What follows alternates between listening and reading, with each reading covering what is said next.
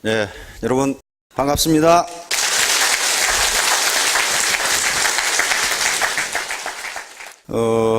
오늘 또 처음 오신 분들이 굉장히 많으신데요. 날씨도 덥고 힘드시겠지만은 인내심을 기르는 차원에서 오늘 끝까지 잘 듣고 좋은 결심하시기 바랍니다. 근데 제가 이 여성 사업자분들 그리고 남성 사업자분들을 만나서 얘기를 해보면요. 전번에 베스트셀러가 됐던 책이 있죠. 금성에서 온 여자, 화성에서 온 남자. 서로 다른 별에서 왔기 때문에요. 이 사고 구조가, DNA 구조가 완전히 달라요. 여자는 이게 과정지향적이고 남자는 결과지향적이에요. 그것 때문에 저녁 먹다가 부부싸움을 많이 하거든요. 저도 그래요. 오늘 제가 옷을 하나 사왔는데요. 그래서 마음에 든다는 거예요? 안 든다는 거예요? 그게 아니고요. 이제 방에서부터 나가서 신발 신는 데까지 한 10분은 얘기를 해요. 원피스를 입을까? 투피스를 입을까? 빨간 걸 입을까? 까만 걸 입을까? 가방은 뭐 들까? 그래서 어쨌다는 거야? 사왔다는 거야? 안 사왔다는 거야? 아니, 들어보라니까요. 그래가지고 신발 신고 나가는 데까지 신발을 이거 신을까 저거 신을까 하다가 버스역에 갔더니 그놈의 여고 동창을 만나가지고 그게 옷 사는 거하고 무슨 관계가 있는지를 도대체 모르겠어요. 그래가지고 옷을 샀더니 마음에 들더라 그 얘기를 하는 거예요. 근데 남자가 얘기하면요 그건 3초만 돼. 3초. 동대문에 가서 옷을 샀더니 싸고 좋더라 이렇게 하면 끝나거든요. 근데 나갈 때부터 한 30분을 얘기해. 그러면 그때 싸우기 시작하죠. 그 결과가 어떻게 됐다는 거야? 들어보라니까요. 이렇게 되는 거예요. 또 하필 또 언제 얘기하냐면요. 프로야구 9회 말 투아웃에 지금 말루 찬스에 언놈이 나오는데 그때 뭘 물어봐. 그때. 그러면 대답 안 하면 또 관심 없다고 할 거고 TV가 좋아 내가 좋아 또 그럴 거고 대답은 해야 되는데 저 자식이 지금 안타를 칠 거냐 이게 지금 아주 역전이 될 거냐 그 찬스에 하필 뭘 물어보거든. 어느 날 어떤 부인이 남편한테 남편이 지금 TV 속으로 들어가 있는데 축구 보느라고 내일 우리 여고 동창회에 있는데 입고 갈 옷이 없어요. 하나 사. 하나죠. 지금 이게 바쁘거든요. 들고 갈 백도 없는데 하나 사. 그 신발도 없는데요. 하나 사. 지금 자기는 지금 뭔 말하고 있는지 지금 모르는 거예요. 지금 저쪽에만 지금 관심이 있고. 부부 동반이라 남편하고 같이 가야 되는데 하나 사.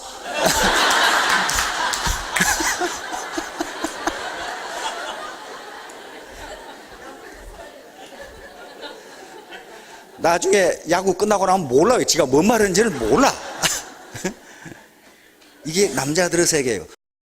여자들하고요. 여자들은 동시 동작을 잘해요. 남자들은 절대 못합니다. 그거 두 가지 시키지 마세요. 동시 동작을 못해요. 우리 마누라 보면 이쪽에 밥 짓고 이쪽에 반찬하고 그 다음에 여기다 핸드폰 끼고 뭐라고 하면서 저쪽에 얘 신용 다 하면서 택배 오면 알았어요 하고 문 열고 택배를 발로 밀고 들어오죠 이제. 야. 어떻게 그렇게 동시 동작을 잘하는지 몰라. 남자는 그렇게 못합니다. 하나 하면 다른 거 못해요. 거기에 몰입을 해요. 남자는 일단 하나를 시작하면 옆에서 뭐가 되는지 잘 몰라요. 그래서 역시 금성에서 온 여자, 화성에서 온 남자예요. 그러나 이 사업을 해서 성공을 하시기 위해서는요 반드시 자기를 내려놔야 됩니다. 자기를 내려놔야 돼요. 다시 말하면 자기가 낮아지지 않으면요 성공할 수가 없어요. 어떤 철학자가 한 얘기를 나는 가장 좋아하는데 모든 인간은 무식하다 그랬어요. 모든 인간은 무식하다. 왜냐하면 지가 아는 것 외에는 모르니까. 그렇잖아요. 그래요. 저는 40년간 경제학을 했지만은 저보고 자동차 정비해보라 그랬어요. 정비공한테 아이고 등신아 그것도 뭐 매일 꼬박 맞을 거예요. 그렇잖아요. 자동차 정비에 대해서는 등신이거든요. 다시 말하면 자기가 아는 것밖에는 모릅니다. 그러면 여기 지금 오신 분 중에는 엄청난 분들이 많아요. 제가 알고 있어요. 현직 교수분도 계시고 박사분은 여러 분 계십니다. 전직 CEO분도 계시고 그 다음에 자기 사업을 하시면서 수백억을 굴리다가 쫄딱 망해 먹어가지고 오신 분도 있고 그런 분들이 많아요. 지식인들이. 그런데 그것을 옛날에 계급장을 내려놓지 않고 그것이 마치 무슨 자기의 어떤 그 스테이터스를 보장해 주느냐 그렇게 해버리면요 절대로 이걸 배우지 못합니다. 그건 옛날 지식은 옛날 지식대로 가치가 있는 거예요. 그러나 이건 다시 배워야 됩니다. 비록 나보다 어리고 그 다음에 학력이 적다 하더라도 학력이 낮다 하더라도 그 스폰서에게 배워야 돼요. 옛날 임금님도 농사 짓는 법은 누구에게 물어야 된다 그랬어요? 농부에게 물어야 돼요. 나라에서 가장 높으신 분이지만은 농사 짓는 법은 농부에게 물어야 됩니다. 그렇다고 해서 임금님 뭐 체면이 깎입니까? 그렇지 않아요.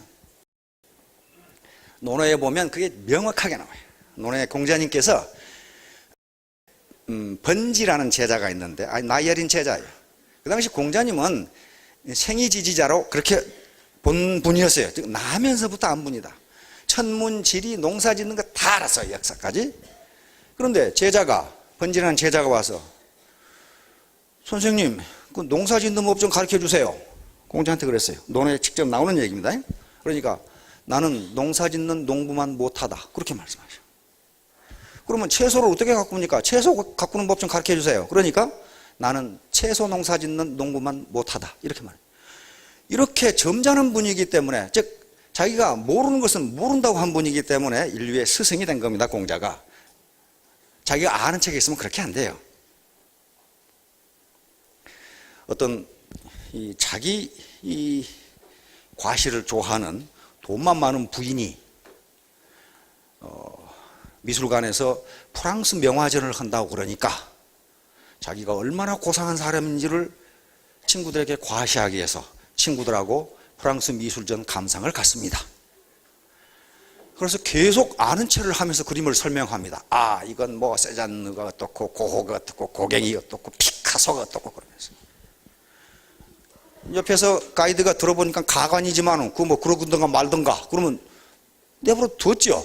그런데 한 그림 앞에 서가지고 그림을 보더니 이 부인이 이것은 피카소 그림이 틀림없네.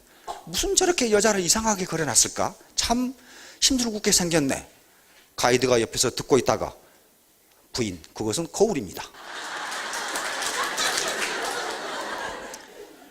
괜히 아는 척하다가 지금 무슨 말씀인지 모르는 분이 인상 팍 찍으면 뭐 거울이 어쨌다는 거야. 뭐 이런 식으로. 자, 오늘 제가 말씀을 드릴 것은 제주복주란 얘기입니다. 우리는 전부 다 리더가 될 분들입니다. 나는 뭐 아직 사업도 시작도 안 했는데 무슨 리더인가? 그게 아니고요. 적어도 셀프 리더입니다. 나 자신을 내가 컨트롤해야 돼요. 나 자신을 내가 컨트롤한다는 것은 뭡니까? 내가 나의 주인이라는 얘기입니다. 내가 나를 통제하지 못하면 누군가의 노예가 돼야 돼요. 그러니까 모든 인간은 자기 자신에 대해서는 리더입니다. 그걸 못하면 평생 리더 노릇을 못하고 팔로워 노릇만 하다가 끝나는 거예요. 그러니까 이건 리더들에게 주는 메시지인데 나는 리더가 아니다 그렇게 생각하지 마시고 나는 리더가 될 사람이다. 그리고 나는 나 자신의 리더이다 라는 관점에서 들으시기 바랍니다. 그리고 나는 리더가 되겠다고 생각하는 사람은 반드시 돼요. 반드시 된다고 학문적으로 증명이 되어 있어요. 그것을 자기 충족적 애언이라고 하는 심리학에서 얘기하는 자기 충족적 애언이라고 하는 겁니다. 그건 현장 심리학자들 교육학자들의 현장 실험에서 그것이 사실이라는 게 이미 증명이 얼마든지 있어요. 그 증명한 게 지금도 그게 증명되고 있고 자기 생각대로 이루어진다. 제주복 요 실을 제자입니다. 실을 제자 배주자 뒤집어 엎을 복자 배주자 배를 띄우기도 하고 배를 뒤집어 엎기도 한다. 이 말은 무슨 말이냐면은 물은 배를 이렇게 띄우기도 하지만은 성질나면은 배를 뒤집어 엎어버리기도 한다. 그런 말이에요. 이 말은 순자에 있는 말인데 순자 왕제편에 있는 말입니다. 여기서 물은 백성을 의미하고 배는 임금을 의미한다고 이렇게 돼 있어요. 그러니까 오늘날 개념으로는 배는 리더를 의미하고 물은 팔로워, 밑에 자기 파트너나 또는 일반 국민을 이야기합니다. 이 물은 매우 연약한 것 같이처럼 보이지만은 무지 강하다. 엄청나게 강하다. 빗방울 하나하나는 굉장히 연약해 보이지만은 이게 합하면은 어떤 힘보다도 강하다.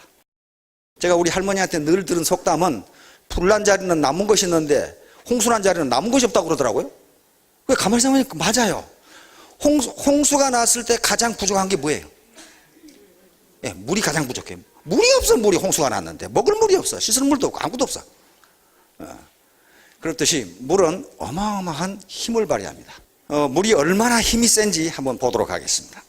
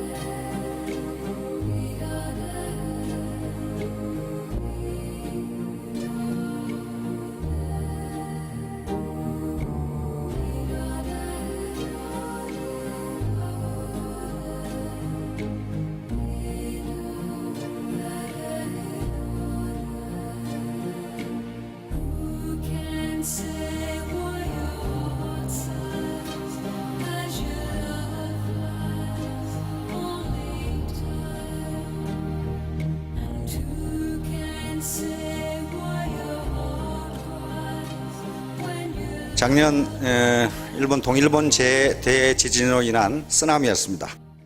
빗방울 하나하나가 모여서 많아지니까 저런 파워를 발휘하게 됩니다. 다시 말하면 작은 힘이라도 합해지면 커진다는 겁니다. 자, 여기에 이제 순자에 기록된 원문입니다. 군자 주야. 임금은 배이고 서인자 수야. 서인은 백성입니다. 백성은 물이다.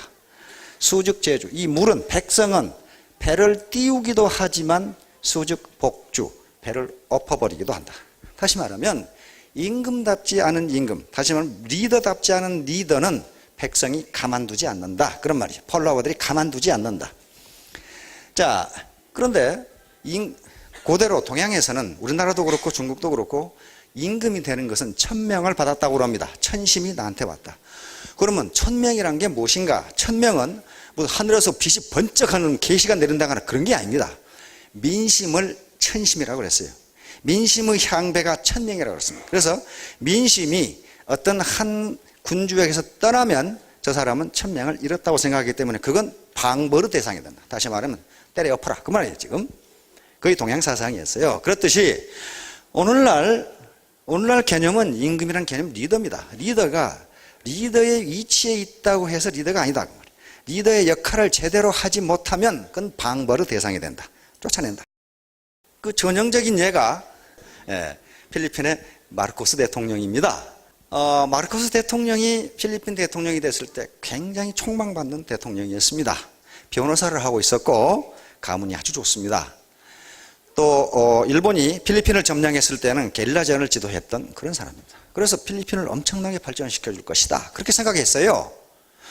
근데 이분이 대통령이 됐을 때 필리핀은 아시아에서 일본 다음의 부국이었습니다. 미국 식민지였기 때문에 민주제도가 아주 잘 발달되어 있었고 영토가 30만 평방킬로미터니까 우리가 10만 평방킬로미터니까 대한민국의 3배예요.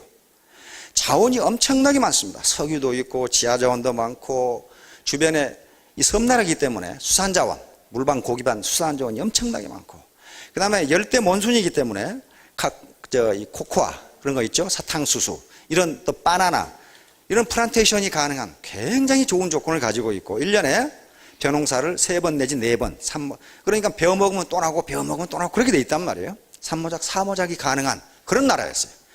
그래서 아시아의 선진국이고 아시아의 부국이었습니다. 6.25 때는 우리나라 도와줬죠. 무려 7,500명의 군사를 파견해서 우리를 도와준 우방입니다. 우방이요. 그렇게 잘 살았어요. 그래서 그 당시에 우리 연세되신 분들은 막사이사이상을 아시죠? 그건 아시아의 노벨상이었습니다. 그걸 하나 받으려고 하도 노력을 많이 했어요. 필리핀 대통령이거든요. 막사이사이 대통령이 자유를 위해서 굉장히 헌신했고 유능한 대통령이었는데 지방 시찰을 하시다가 비행기 추락으로 돌아가셨어요. 그분을 기념하기 위해서 만든 게 막사이사이상인데 아시아 발전에 기여한 분들에게 그 상이 주어졌고 그 상을 받으면 우리는 1년 내내 야단 법석이었어요. 막사이상을 받았다. 그 다음에 그 당시에 60년대에 아시아 개발은행 ADB라는 걸 만들었는데 그 ADB 아시아 개발은행 아시아가 이렇게 못 사니 아시아를 개발해야 되겠다고 만든 IMF 비슷한 ADB를 만드는데 그 본부가 마닐라에 있어요. 그 정도로 마닐라는 아시아의 중심이었어요.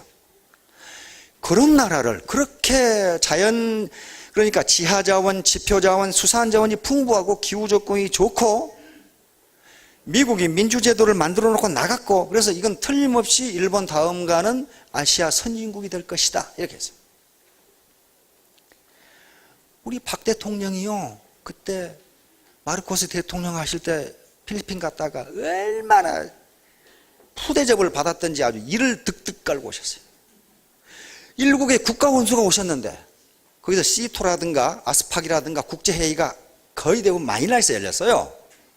그럼 그 당시에 마닐라에서 회의가 열리면요 항상 미국 대통령은 참석을 했고 호주, 뉴질랜드, 일본, 동남아시아까지 다 참석을 했는데 박 대통령이 가서 참석을 했는데 이 형편없는 후진국에서 왔거든. 그래가지고 다른 나라 국가원수들은 1급 호텔에다 방을 잡아놨는데 애게게 박 대통령 방은 여관에다 잡아놓은 거야. 여관에다. 얼마나 화가 나겠어. 박 대통령이 뭐 발언을 하려고 하면 지가 마이크 잡고 떠들어버려요. 말도 못하게. 그렇게 푸대접을 받았어요. 그러나 박 대통령은 꾹 참았죠. 두고 보자. 누가 잘 사는가. 그러니까 어때요? 이 양반 행태를 보니까 좀 싸가지가 없죠. 말아먹을 것 같죠 지금. 아주 말아 드셨어요. 필리핀을 아주 말아 드셨어. 이 양반이 그래도 1960년 아시아의 최선진국이었는데 지금은 최빈국으로 전락해버렸어요. 바로 이분과 그 부인 이멜다 여사가 말아 드신 겁니다. 따라서 리더라는 사람들이 얼마나 중요한가. 객관적 조건, 환경적 조건이 무지무지 좋음에도 불구하고 그렇게 나라를 망가뜨려버려요. 어떻게 잡수셨냐 한번 봅시다. 연양반이 마르코스예요. 박 대통령 보이시죠? 랜든비 존슨 대통령, 월남의 구엔 카오키 수상, 호주 뉴질랜드 수상 다 봤죠?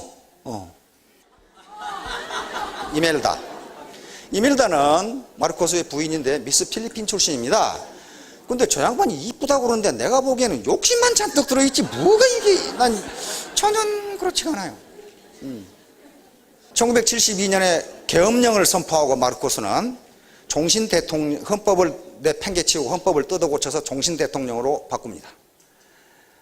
그래서 자기의 최대의 정적이었던 아키노 상원 의원을 마닐라에서 저격해서 암살해버립니다. 그 부인이 대통령에 출마하자 사상 최대의 부정선거로 당선이 됩니다.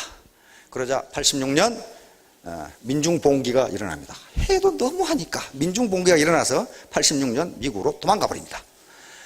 아키노와 마르코스 부인 이멜다 결국 미국으로 도망갔을 때 이제 저멜다가 됐겠죠. 저멜다가 미국으로 도망가서 말라카 궁을 보니까 아주 가관이에요. 가관.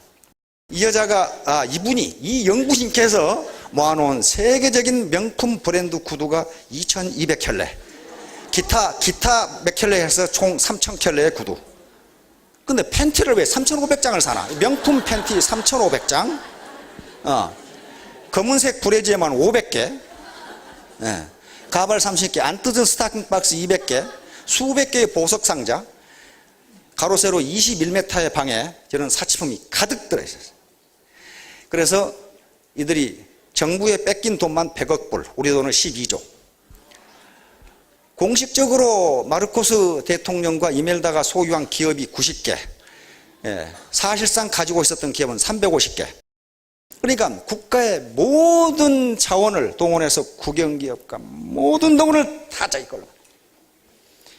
그리고 자기 친인척과 자기 기업에는 자기 친구들과 자기 친족들을 국세청에 파견해서 세금을 못 매기게 하고, 참 기가 막히죠. 하여간 그 위대한 일을 해내신 분들이에요. 그런데 이제 마르코스는 부인에게 감투를 3개를 한꺼번에 씌웁니다. 국회의원, 마닐라 시장, 장관, 이렇게. 그러니까 모자를 3개씩 쓰고 다니는 거예요, 이게. 3개씩 쓰는 건 좋아요, 유능하면. 그런데 이때 이멜다는 매관매직을 합니다. 장관 자리 얼마, 대학 총장 자리 얼마. 총장 자리가 3만 불이었어요. 돈 받고 팔아요. 왜? 감투를 3개를 썼잖아요, 지금. 다 팔아먹을 수 있어. 기가 막히죠. 아주 그 수법을 좀 배우세요. 이런 수법을. 근데 이렇게 감투를 쓰기가 쉽지가 않아. 자기 아들은 대통령 보좌관 이런 식으로 한 거예요. 자, 그런데 이제 우리가 필리핀의 비극을 봅니다. 도망간 지 불과 5년 만에 1991년에 저멜다는 이멜다가 돼서 다시 필리핀에 돌아옵니다. 돌아왔는데 즉각 출마를 해서 하원 의원에 당선됩니다. 그리고 정부는, 필리핀 정부는 빼앗은 보석만 하더라도 3억 달러면 우리 돈으로 한 4천억 원인데 그걸 돌려줍니다. 왜냐하면 필리핀의 집권자들은 다 우리가 남이가야. 다 똑같은 놈들이거든. 그런데 더 기가 막힌 것은 계속 상원의원을 하원의원을 하고 재작년에 선거를 했는데 이멜다는 84세인데 상원의원, 딸은 주지사, 아들은 상원의원에 당선됩니다. 그러면서 부정부패를 척결하자고 외치고 있어요. 참 너나 잘하세요. 너나 잘하세요. 왜 이게 가능한가? 왜 이게 가능한가? 왜 우리가 필리핀을 희망이 없다고 보는가? 자, 이렇게 되는데 섬이 7천여 개인데 요것을 200개 가문이 장악하고 있습니다. 이 중에 15개 대가문이 필리핀의 국부의 50%를 장악하고 있어요. 그래서 모든 정치 권력, 군대, 장교, 은행, 기업, 국영기업 할 것 없이 이 15개 가문이 전부 장악합니다. 그러니까 그놈이 그놈이고 저놈이 저놈이. 그 다음에 극단적인 빈부격차. 이게 필리핀 가보신 분은 알겠지만 그 농사족 짓기 좋은 땅에 벼가 없어요. 전부 지주들 땅인데 농사 지으면 소장나가 50%입니다. 필리핀 현재. 그러니까 인건비 제하고 씨값 제하고 비료값 제하고 나면은 50%를 지주가 가져가요. 당나귀 귀 떼고 못 떼고 나면 아무것도 안 남는다고 농사를 안 짓는 거예요. 지금 다시 말하면 이건 무기력증이에요. 국민이 무기력에 빠져 있어요. 무기력에. 그리고 전부 다 이 가문들은 자기 사병을 거느리고 있습니다. 총을 전부 가지고 있어요. 그래서 자기 사업을 어떤 놈이 하려고 하면은 그럼 쏴 죽여요. 그러니까 국민들이 아무것도 할 수가 없어. 아무것도. 자, 그러니까 지금 우리나라 여기에도 지금 필리핀 대학 나오신 분이 계신지 모르겠지만은 필리핀의 대학을 나온 여자들이 동남아시아 심지어는 중동에까지 가서 가정부로 국내에 돈 벌어 송금을 합니다. 국내에서 필리핀 국내에서 그렇게 환경이 좋은데 뭐 할 게 없어요. 하지를 못해. 대학 나온 필리핀 대학생들이 전부 세계에 가서 노동자로 그것이 GDP에 국내 부모에게 송금해 준 돈이 GDP의 10%니까 어떻다는 걸 알 수가 있죠. 그 나라가. 그런데 피플 파워에서 마르코스가 쫓겨나고 그 뒤에 아로요도 쫓겨나고 누구도 쫓겨났는데 지금은 피플 파워도 없어요. 왜냐하면 쫓아내고 다음에 들어온 놈도 또 마찬가지다. 그런 말이에요. 다 형님 아우면 다 해먹는 거야. 그냥 다 지극끼리. 자, 그러면 그 결과를 어떻게 할 수 있냐. 자, 이게 우리 대한민국과 필리핀의 국민소득 추이입니다. 1965년에 국민소득이 얼마가 됐느냐 하는 것은 통계마다 달라요. 어떤 사람은 필리핀이 우리의 5배, 어떤 사람은 필리핀이 우리의 8배 이렇게 이야기하는데 그 당시에 통계 기술, 또 그 당시 국가가 60년대 같으면 통계 기법이 그렇게 발전하지는 못했어요. 그래서 일관성을 유지하기 위해서 최근에 세계 월드뱅크하고 IMF에서 이걸 발표를 했습니다. 이걸 보면은 65년에 우리가 1인당 소득이 106달러, 필리핀이 189달러. 필리핀은 189달러지만 복지 수준은 우리보다 훨씬 좋았습니다. 왜냐하면 우리는 봄, 여름, 가을, 겨울이 있는데 그쪽에는 여름밖에 없기 때문에 빤스 하나만 있으면 살 수 있어요. 그렇잖아요. 생활 조건이 우리도 뭐 난방을 할 필요가 있나? 그런 게 없어요. 자, 이때 우리의 국민 소득이 필리핀의 절반 정도밖에 안 됐습니다. 세계은행 발표에 따르면. 그런데 어떻습니까? 그렇게 박 대통령을 부대접했던 마르코스는 몰락하기 시작하죠. 이때쯤 오니까 우리는 11,000불이 넘었는데 1,200불이야. 이러고 자빠졌어요, 지금. 작년 통계 봅시다. 2011년, 이건 IMF 통계입니다. 대한민국이 22,770인데 2,223. 우리 10분의 1로 떨어졌죠. 모든 객관적 조건은 우리보다 훨씬 좋습니다. 왜냐하면 거기는 안보 비용이 들지가 않아요. 그렇죠? 뭐 남북 대결을 하는 것도 아니고 누가 필리핀 침공한 놈도 없고. 우리는 안보 비용을 쓰면서도 이렇게 했단 말이에요. 우리가 뭐 석유가 한 방울 납니까? 식량 작업을 합니까? 뭐 자원이 있습니까? 아무것도 없어요. 있는 건 대한민국 국민이에요. 우리 머리밖에 없단 말이에요. 우리나라 식량 자급률이 지금 몇 %예요? 식량 자급률. 식량 자급률. 우리 땅에서 나서 우리가 먹고 사는 게 몇 %나 먹고 사냐 말이에요. 예, 30%입니다. 70%의 식량을 외국에 수입을 해요. 우리가 한 600만 톤 나는데요. 우리 땅에서 식량이 수입하기는 한 1200만 톤 수입하니까 3분의 1 정도 되죠. 북한은 식량 자급률이 60%예요. 그런데 나머지 40%를 수입을 못하니까 탈탈 구먹고 앉아있는 거예요. 우리는 30%인데 서비스업과 수출을 해서 이 제조업을 해서 팔아서 사오니까 전부 다 다이어트에 관심이 많아요. 다이어트에. 자, 필리핀 같은 경우도 얼마든지 부국이 될 수 있는데 리더의 잘못, 지도자의 잘못이 이렇게 돼요. 지금 10분의 1로, 우리의 2배 있던 나라가 지금 10분의 1로 떨어져 버렸어요. 근데 앞으로 전망이 없어요. 앞으로 필리핀이 개혁과 이 부패 척결에 성공하면 잘 살 것이다 그러는데 현재로서는 난망해요. 그렇게 될 가능성이 거의 없어요. 따라서 내가 늘 얘기합니다만은 우리나라 지도자들, 대통령들 참 훌륭한 분들이다 하는 생각이 들어요. 하여간 뭐 능력이 부족하고 뭐가 다르고 해서 뭐 실수도 하고 그랬지만은 그래도 잘해보겠다고 했지 국가를 말아 드시겠다고 한 사람은 없어요. 그렇잖아요. 거기다가 그분들이 그렇게 할 수 있었던 것은 우리 국민들이 물력화를 해줬기 때문입니다. 잘못하면 엎어버렸어요. 그렇죠? 물력화를 해줬어요. 충실해줬어요. 맹자에는 더 우악한 험악한 얘기가 나옵니다. 그래서 과거에 조선왕조 시대에 밑에 사람들에게 맹자를 잘 못 읽게 하는 게 맹자에는 혁명사상이 들어있어요. 임금이 임금답지 못하면 잡아 가두거나 때려 엎어라 그렇게 돼 있어요. 그러니까 제나라 왕이 신하가 임금을 죽이는 게 앞에 죽였거든요. 그 옳은 일이냐 그랬더니 맹자가 하는 얘기가 저는 임금을 주겠다는 말을 들어본 적이 없습니다. 그놈은 임금답지가 않기 때문에 임금이 아니라 한 개 필부에 불과합니다. 그러니까 때려 죽여도 괜찮습니다. 그런 말이 나와요. 그러니까 동양사상이 얼마나 무서운 걸 알 수 있어요. 위에 리더가 밑에 백성은 무리지만은 배가 잘못하면 뒤집어 풀 수도 있다. 그런 얘기입니다. 자, 권과우 사마천의 사기 오제봉기에 나오는 얘기인데 원래 우리 동양 문명이라는 게 우리도 황하 문명이죠. 황하강 유역에서 만들어진 문명입니다. 황하강 문명이면 중국 거 아니야? 그렇지가 않아요.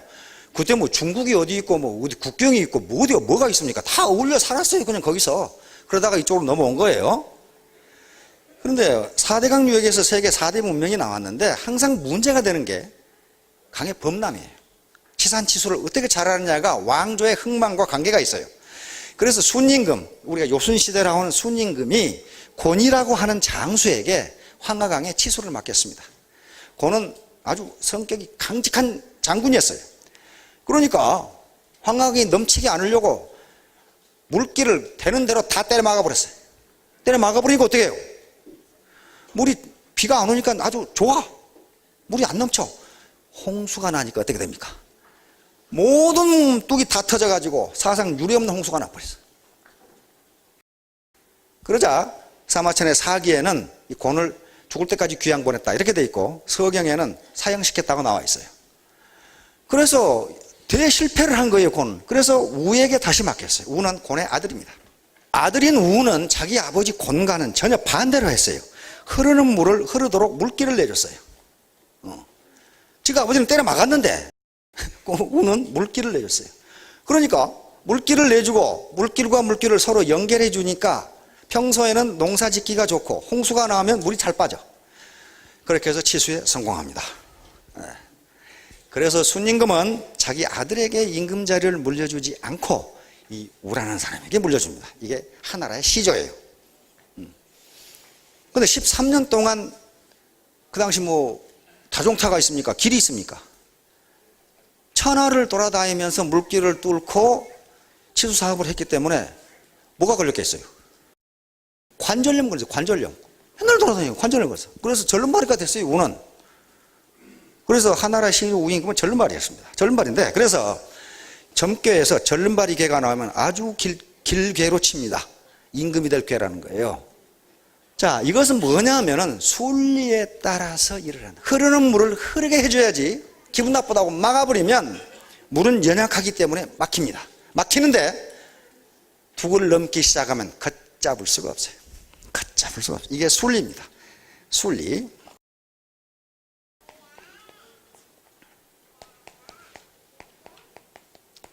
이 리자는요, 리자는 이칠이 다스릴 리 뭐 그러는데 원래는 결리자입니다. 결리자. 결리자. 결. 이거 나무 결 있잖아요. 결. 어르신들 나무 결에 대패질 할 때 결에 따라서 대패질을 해야 대패질이 되지. 이걸 거꾸로 하면 대패질이 되질 않아요. 걸려서. 그걸 영리라고 합니다. 결에 반대로 한다. 그 말이거든요. 영리라고 한단 말이에요. 그러니까 세상 만사도 결에 따라서 흐르는 물을 흐르도록 해줘야 그것이 순리야.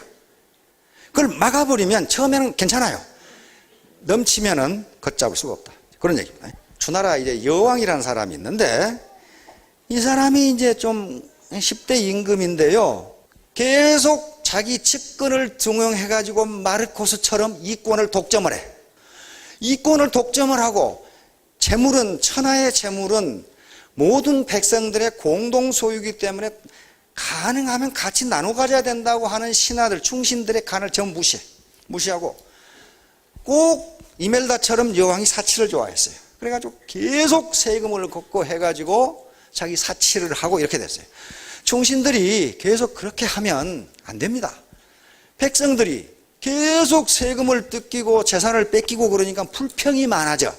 불평이 많아지니까 여왕은 불평하는 놈 몽땅 때려 죽여라 그랬어요. 다 죽였어요. 그래서 불평하는 놈. 마르코스도 죄다 사형시키거나 감옥에 가뒀거든요. 그리고 최대 정적은 마닐라 공항에서 암살해버렸거든요. 그런 식으로 했어요. 똑같아요. 그러다가 소공이라는 충신이 백성의 언로를 막는 것은 마치 흐르는 강물을 막는 것과 똑같습니다. 강물을 막으면 처음에는 조용하지만은 강물이 뚝을 넘치면 걷잡을 수가 없습니다.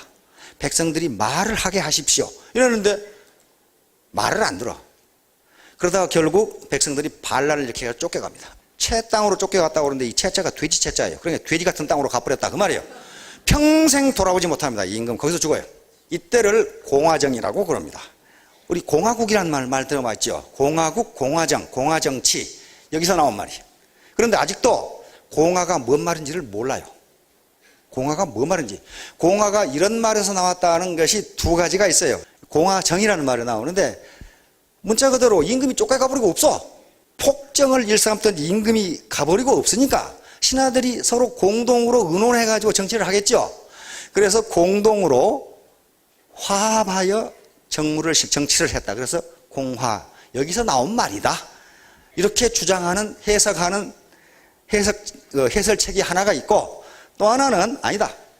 이 당시 임금이 없으니까 누군가 정치를 해야 되는데 덕망 있는 분을 한 분 모셔다가 정치를 했다 그 말이에요. 경대부들이. 다시 말하면 그 당시에 장관들이 저분이 덕망이 있으니까 저분 보고 임시로 정치를 하라고 그러자 그때 데려온 사람이 공백화라는 사람이었다고 합니다. 실제로 공백화가 했어요. 공백화라는 사람이 와서 정치를 했습니다. 공이라는 말은 공나라라는 말입니다. 공나라의 백은 백작이라는 말이에요. 그러니까 공나라의 임금이라는 말입니다. 공나라 임금 화라는 사람이 와서 정치를 했다. 그래서 그걸 공화라 부른다. 이렇게 돼 있어요. 그러니까 공화의 의미가 확실치가 않아요. 그러나 여기서 나왔어요. 공화라는 의미는. 이제 아랍의 봄인데요. 튀니지에서 민중봉기가 일어납니다. 튀니지도 대학을 졸업하고 할 일이 없어요. 왜냐하면 대통령을 비롯한 그 친인척들이 다 말아 드시고 계시거든, 여기도. 그래서 부하지지라는 노점상이 경찰한테 모욕을 당하면서 분신 자살을 해버리면서 나비 효과가 나타납니다. 전 나라비 봉기를 시작합니다. 봉기를 했다는 건 뭡니까? 그동안 흐르는 강물을 막아놨다는, 그게 넘쳤다 그 말이에요. 지금 부하지지가 넘치게 만든 거예요. 이분이 벤 알리라고 하는 대통령이 23년간 하셨거든요. 23년간 하셨는데 자기만 하면 되는데 자기가 늙으니까 이제 슬슬 내 아들한테 물려주려고 공작을 시작했어, 마르코스처럼. 그러니까 국민들이 화가 머리끝까지 치는 거예요. 튀니지에서 이렇게 데모가 일어나니까 금괴 1.5톤을 싣고 사우디아라비아로 도망가서 지금 안 와요. 빼돌린 돈이 얼마입니까? 9조 원. 이거 어디다 쓰려고 그랬는지 모르겠어. 그러니까 자기만 하고 그만뒀으면 되는데 자기 아들한테 물려주려고 살살 시작했거든. 이야, 욕심도 참. 무바라크. 요 양반은 좀 오래 했죠. 30년 했죠. 이제 84세인데 자기 힘이 빠지니까 이 사람도 아들한테 물려주려고 헌법을 고치고 그렇게 하다가 지금 뒤통수를 얻어맞은 거예요. 에라 이 자식아 하고. 요 장면은요, 최근에 재판받는 장면입니다. 휠체어에 누워서, 철창이 있는 휠체어에 누워서 재판받는 방향인데 최종 판결은 종신형입니다. 죽을 때까지 감옥에 있어라. 참, 쪽팔려도 보통 쪽팔리는 게 아니죠. 30년간 대통령 하는 사람이 저 법정에 가는데 창살 있는 휠체어 타고 이렇게 가는 거예요 지금. 얼마나 쪽팔려요. 이 양반이 빼돌린 돈은 약 80조. 빌 게이츠가 500억 달러니까 약 60조니까 빌 게이츠보다 부자예요. 이게 백성은 임금을 떠받들기도 하지만 잘못하면 뒤집어 엎는다. 예, 바로 이집트 국민들의 시위입니다. 화가 나도 보통 난 게 아니죠 지금. 더 아주 휘황찬란한 인물은, 근데 요 분에 대해서 강의를 했다가 내가 아주 호되게 항의를 받은 적이 있어요. 난 그런 사람도 처음 봤어. 저렇게 훌륭한 분을 당신이 뭘 한다고 그런 소리를 하냐 이거야. 나 이 양반은 훌륭하도 한 분 나 처음 봤네. 하기야 나치도 좋다는 놈들이 있으니까. 1969년 대위 때 쿠데타로 집권을 합니다. 쿠데타로 집권을 하는데 의회를 없애버렸어요. 국회를 없애버렸어요. 헌법도 없애버렸어요. 모든 정당을 다 없애버렸어요. 그리고 42년간 해자십니다. 이 양반이 끌어먹은 돈은 187조. 거기다가 반군이 일어나니까 군대를 동원해서 전투기까지 동원해서 폭격을 하면서 국민을 무차별 학살을 합니다. 왜 그렇게 그것이 가능했는가? 모든 리비아의 권력을 아들들이 다 장악하고 있어요. 아들이 많기도 해요. 많기도. 아들들이 다 장악하고 있었어요. 군대, 경찰, 그 다음에 정보 할 거 다 장악하고 있으니까 꼼짝 못한다고 생각했는데 그게 착각이에요. 착각. 결국 자기가 사살당하고 맙니다. 항상 복장이 이복장이었어요. 그래서 미국에서 코미디 할 때 가다피를 풍자하는 복장은 항상 이복장입니다. 그 다음에 예멘도 이 양반도 78년에 쿠데타로 집권을 했는데 이 양반도 한 32년 했죠. 32년 하는데 자기가 늙으니까 아들한테 물려주려고 공작을 하다가 들통이 났어요. 그러니까 전부 다 늙어서 걷지 못할 때까지 하고 아들한테 물려주려고. 욕심이 그렇게들 많아. 그래가지고 결국 쫓겨났습니다. 예멘 시하는 거죠. 그런데 지금 세계 국제기구에서 예멘을 돕기 위해서 난리법석입니다. 국민의 절반이 굶어 죽어 가요. 식량이 없어. 특히 어린이들이 굶어 죽어 가. 32년간 집권하는 양반이 나라를 그렇게 말아 드셨어 아주. 그런데 그것을 더 하려고 아들한테 물려주려다가 쫓겨난 거예요. 그래서 공정성이 생깁니다. 사업을 하든 뭘 하든 공정하게 하지 않으면요 반드시 물은 배를 뒤집어 엎습니다. 뒤집어 엎는다. 케이크 갈라먹기. 나무떡이 커 보인다. 나무선의 떡이 커 보인다. 맹구하고 영구가 주머니 돈을 털어서 케이크를 샀어요. 이제 갈라 먹으면 돼. 근데 매우 활동적인 맹구가 칼로 케이크를 두 조각 딱 자르더니 자기가 먼저 덜렁 집어 먹어버렸어. 옆에 보고 있는 영구는 불만이 가득해. 자식, 지가 잘라가지고 지가 큰 거 먹고 말이야. 근데 그걸 덜렁 먹어버린 맹구는 또 불만이 가득해. 내가 얼마나 공평하게 잘라서 줬는데 자식이 나보고 더 많이 먹었다고 그래? 따라서 항상 나무손의 떡이 커 보이기 때문에 케이크 갈라 먹기는 쉬운 게 아닙니다. 유일한 방법은, 불평이 없게 하는 방법은 자르는 사람이 나중에 집으면 공평해요. 자르지 않은 사람이 먼저 집으면 아무 불평이 없어요. 근데 세상 만사는 자른 놈이 지가 먼저 집어가. 그래서 불평이 많은 거예요. 분명히 잘라서 나눠준 사람은 자기는 공정하게 했다고 생각하는데 옆에 그것을 분배받은 사람은 지가 더 많이 먹고 이렇게 된단 말이에요. 지금 이게 문제예요. 자, 그래서 학자들이 실험을 했습니다. 과연 어느 정도 인간은 이기적인가?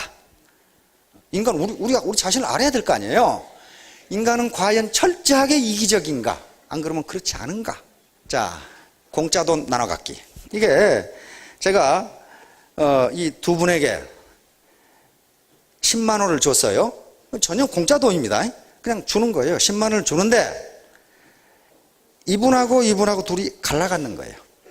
갈라갔는데 몇 대 몇으로 갈라가질 것인가는 이분이 알아서 해. 9대 1 갈아가져도 9만 원 갖고 만 원 줘도 되고 8만 원 갖고 2만 원 줘도 되고 7대 3, 6대 5 아무렇게나 갈라가져라.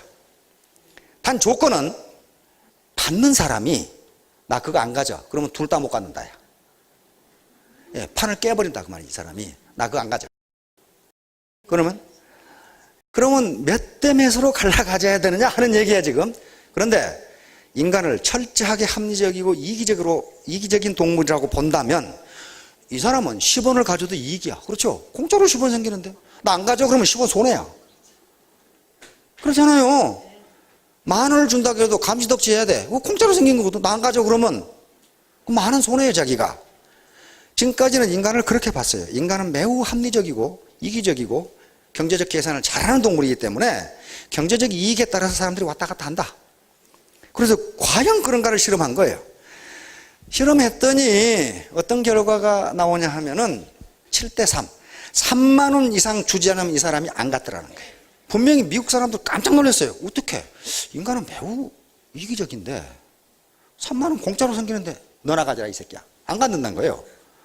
안 갔다는 거예요. 판 자체를 깨고 그럼 이 사람은 어때요? 이 사람도 못 가져. 너 죽고 나 죽자야. 다시 말하면 아무리 공짜지만은 공정하지 않은 것은 나는 못 참는다 그런 말이에요. 공정하지 않는 것은 난 못 참는다. 그래서 이 공정성이라는 것, 다시 말하면 내가 사업을 하고 물건을 팔고 무슨 파트너하고 이 라인을 만들고 하는데 그 공정하게 해야 됩니다. 공정하게 하지 않으면요 물이 배를 뒤집어 엎을 수도 있어요.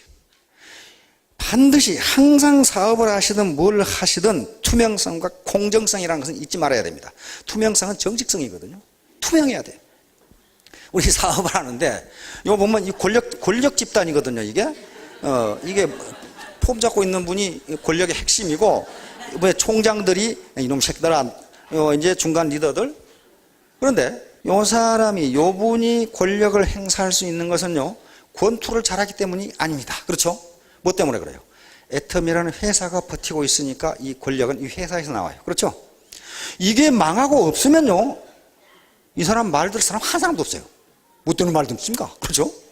그런데 이 회사가 존속할 수 이렇게 서 있을 수 있는 것은 여기에 고객들이 있기 때문에 가능해요.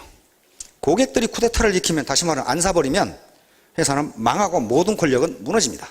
그렇죠?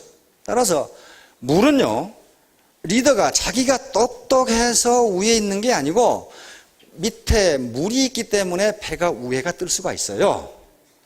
물이 없어지면요 그 배가 뜰 수가 있겠어요? 엎어지지. 그렇죠? 예. 그래서 사실은 고객이 왕이다 또는 소비자 주권 시대라는 말이 그냥 구호가 아니고 그렇게 돼 있어요. 밑에 파트너들이 사실은 리더를 떠받들고 있는 거지 지가 똑똑해서 위에 올라간 게 아니라 그 말. 자, 투명성. 미국의 투명성, 불투명이 어떻게 되는가? 엔론이라는 회사가 있습니다. 아시는 분은 아시겠는데 미국 7대 기업 중에 하나예요. 에너지 회사 중에 하나였어요. 엄청난 회사였어요. 종업원 22,000명에다가 연 매출이 한 120조 이렇게 되는 회사였어요. 이렇게 된 회사인데 여기 보세요. 주가가 $90까지 올라갔다가 급전지가 제로 이렇게 떨어져요. 뭐냐면은 이 양반이 케네스 레이라는 분인데 엄청난 공격 경영을 해가지고 회사를 이렇게 키웠습니다. 그런데 내부 고발에 의해서 분식회계를 했다는 게 들통이 났어요. 분식회계. 장부를 조작해서 이윤이 많지 않은데 이윤이 난 것처럼 조작했다. 그런 말이죠. 결국 징역 24년. 근데 재판받다가 심장마비로 죽어버렸어. 징역 24년 살려면 어떡하겠어요. 분식회계를, 회계 장부를 조작했다는 이유로 24년이에요. 죄는 시장을 속인 죄예요. 자본주의 시장 경제가 돌아갈 수 있는 것은요, 상호 믿음입니다. 트러스트. 신용이에요, 신용, 신뢰. 믿지 않으면은 경제가 무너져 버려요. 그러니까 시장을 속였어요. 그렇죠? 결국 어떻게 됩니까? 예, 파산해 버렸어요. 파산하고 회장은 심장마비로 죽어버렸어요. 회사가 사라져 버렸습니다. 이 회사의 회계감사를 맡았던 회사가 아서 앤더슨인데, 이거 200년 된 회사입니다. 미국의 세 번째로 큰 회계 회사예요. 이것도 동시에 망해버렸어요. 회계감사 부실, 망해버렸어요. 월드컴 사태. 월드컴 똑같아요. 이게 미국의 가장 큰 통신회사가 AT&T인데, 벨 시스템, LTT인데, AT&T를 능가할 정도로 큰 통신회사를, 버나드 에버스라는 회장이 아주 공격적 경영을 해서 이렇게 됐습니다. 역시 분식회계가 들통이 나면서 징역 25년. 분식회계가 드러나자 자기의 전 재산을 팔아서 사회 환원하고 다 했습니다. 그러나 그건 그거고 징역 25년. 지금 감옥에 계십니다. 그래서 내가 개인적으로, 그러면 우리나라 회장님들은 징역을 몇 년을 살아야 되겠는가 하면서 어떻게 살아야 분식회계 규모로 봤을 때 400년을 살아요. 미국은 그래서 미국이 앞으로도 강대국으로 남을 것이라는 것을 알 수가 있어요. 대통령의 친구예요. 정치가 가장 많이 좀 자기 전 재산을 팔아서 다 했어요. 그런데도 그건 그거고 네가 시장을 속인 죄는 용서할 수 없다. 25년. 이게 투명성이에요. 투명하지 않으면 망한다. 이게 러시아에 그려진 그림입니다. 그래피티. 이게 부정부패. 자, 공정성입니다. 공정해야 돼. 공정하지 않으면요, 상대적 박탈감을. 특히 우리 한국인들은 무슨 말을 많이 하면 어떤 놈은 무 먹고 어떤 놈은 인삼 먹느냐 그런 말을 한단 말이에요. 불공평하다 그 말이에요. 불공평하다. 여기에 알렉산더 대왕 얘기가 나오는데, 아시아 정벌을 하고 사막을 건너가는데 사막에 물이 없어. 3만 명의 군대를 이끌고 알렉산더가 앞에 가서 가는데, 알렉산더부터 이 왕부터 병사들이 전부 목이 말랐는데 이 가이드가 길을 잃어버려가지고 물을 찾을 수가 없어. 전부 다 목이 말라. 그런데 이게 누굽니까? 알렉산더 대왕이야. 자기들이 호프란 말이야. 그래서 이 척후병들이 가가지고 물을 떠왔는데 물이 다 말라 비틀어져가지고 우리 같으면 철모로 반철모나 떠왔어. 그걸 물이라고 떠왔어. 알렉산더가 그 투구를 받아드니까 어때요? 병사들이 눈이 이렇게 다 하죠? 나도 물 마시고 싶은데. 알렉산더는 그 투구를 들어가지고 물을 사막에 쏟습니다. 아, 시원해 하면서. 기록에 그 당시 알렉산더의 그 모습을 기록해낸 책을 보면은 알렉산더의 그 행동은 모든 병사들에게 시원한 물을 마시게 한 것과 똑같았다 이렇게 나와요. 자기만 목이 마르냐 이게. 리더만 자기만 다 말해. 자기만 퍼마신다는 건 뭐야? 공정하지 못한 거야 이건. 그렇게 했어요. 그래서 세계를 지배하게 됩니다. 세계를 지배해버려. 20살에 왕 돼가지고 30살에 죽었으니까 10년간 전쟁만 했거든요. 그런데 세계를 지배했어요. 세계. 그 힘이 어디서 나오고 했어요? 이 리더십에서 나왔어요. 병사들하고 생사고락을 같이 했어. 뭐 별거 없어요. 리더십이라는 게. 생사고락을 같이 하면 돼요. 동양에는 뭐가 있느냐?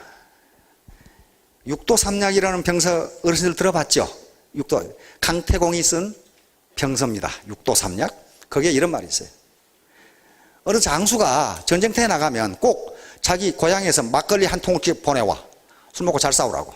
막걸리 한 통을 보내오면 저만 퍼마시면 좋죠. 근데 병사들도 막걸리 퍼마시고 싶거든. 그래서 이 장군은 냇물 상류에 가서 막걸리 한 통을 부어.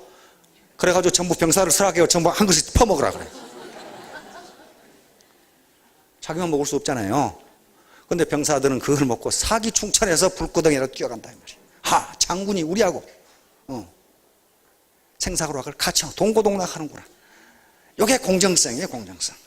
자, 공생과 역지사지. 같이 살아야 돼. 그러니까 공정하고 투명하고, 역지사지는 뭡니까? 이게 입장을 바꿔놓고 생각합니다.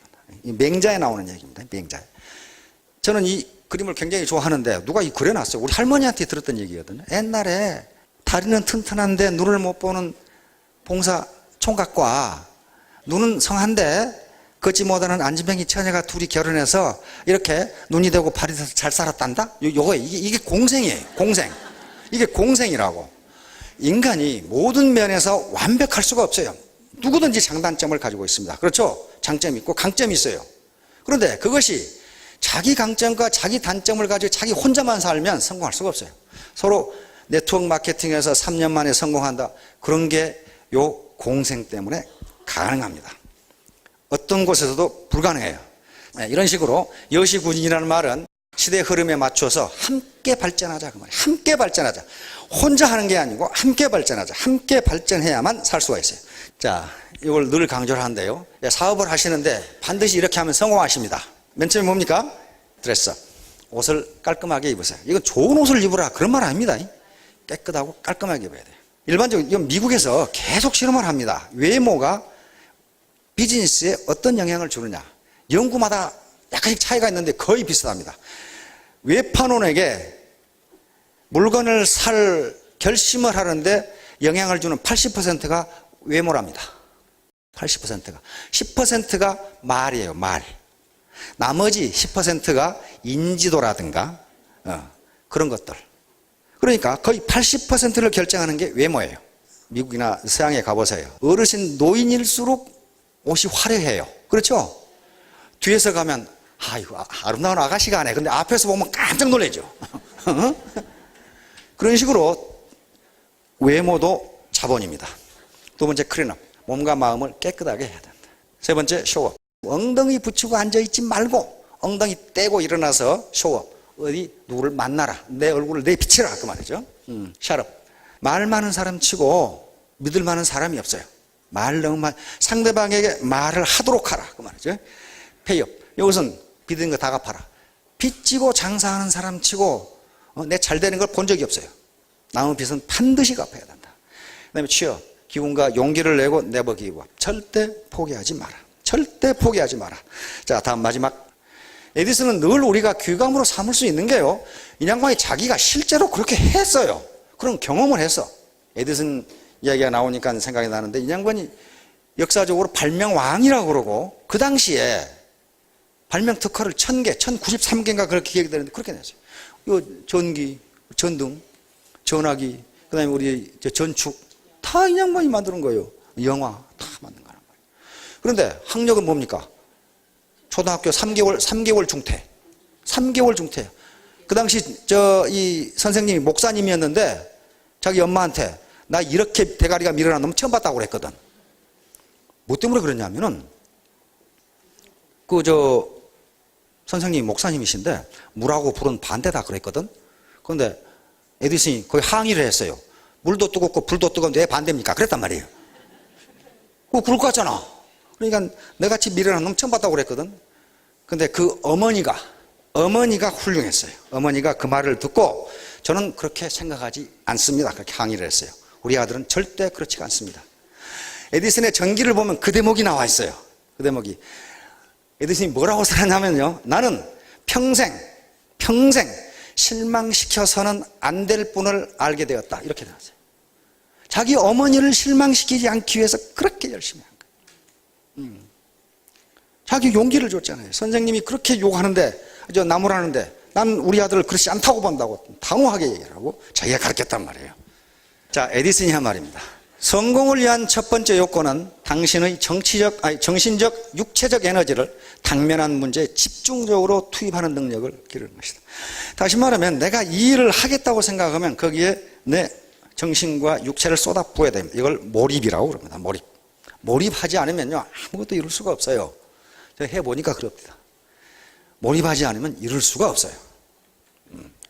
우리가 1만 시간의 법칙이라고 하고 있는 것이 있는데 1만 시간 투입하면 누구든지 성공한다는 거거든요. 그런데 1만 시간이 어영부영 투입한 것이 아니고 몰입했을 때 이야기입니다. 용기를 내십시오. 나는 사업을 하면서 많은 어려움과 좌절을 맛보았습니다. 뭔가 더 나은 방법이 반드시 있습니다. 그걸 찾으세요. 열심히 일하는 걸 대체할 수 있는 건 세상에 없습니다. 머리보다도 열심히 일하는 사람이 더 성공한다는 것은 연구 결과는 굉장히 많아요. 쉼 없는 노력과 지금에 만족하지 않는 태도야말로 진보 후 필수 조건입니다. 뭔가를 포기했을 때가 사실은 성공 후 문턱 바로 앞에 있을 때가 많습니다. 실패란 바로 그런 것입니다. 마스시다 고노스케도 똑같은 얘기를 했어요. 실패하는 사람들은 실패한 것이 아니라 단지 중간에 그만두었을 뿐이다. 이렇게 나와 있어요. 마스시다 고노스케도 초등학교 졸업도 못한 사람인데 지금 마스시다 그룹을 일으킨 일본에서 경영의 신으로 추앙받는 사람인데 그냥만이 그랬단 말이에요. 왜 실패한다고 보십니까? 질문하니까 실패한 사람은 실패한 것이 아니라 중간에 그만둔 것입니다. 그렇게 얘기했단 말이에요. 포기하지 마세요. 용감히 되세요. 굳건한 신념을 가지고 전진하십시오. 자, 여러분 끝까지 네버 기브업, 포기하지 않고 뭔가를 이루기 위해서 몰입하면 반드시 1년 후에 큰 성과가 있을 겁니다. 자, 여러분 모두 성공하시기 바랍니다. 감사합니다.